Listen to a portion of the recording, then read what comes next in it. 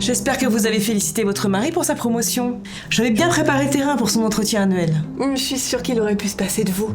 Les hommes sont naturellement faits pour les postes à responsabilité. C'est génétique. Ils sont surtout faits pour s'approprier le travail des femmes qui bossent pour eux. Alors qu'ils pensent qu'à aller boire des coups et draguer les stagiaires, les hommes ne devraient plus être tolérés sur le marché du travail. Je sais que vous attendiez ce poste, mais honnêtement, il faut savoir laisser les hommes prendre les médailles. Ils aiment ça. Ils ont besoin d'être aux commandes. Il n'y a pas que les médailles, il y a la thune. Pourquoi ils gagneraient 2 fois mon salaire? J'ai les meilleurs résultats du département. Les chiffres ne mentent pas. Eux. Il n'y a pas que les résultats financiers. Il y a le leadership, l'engagement, la persuasion, le self-improvement. Ça fait 15 ans que je suis dans la boîte. J'ai essayé. On changera pas le système. Et puis certains hommes ont quand même des compétences. Des compétences de gros mythos. Ils ont le pouvoir, mais ils sont tellement mauvais. Il faut juste que chacun reste à sa place.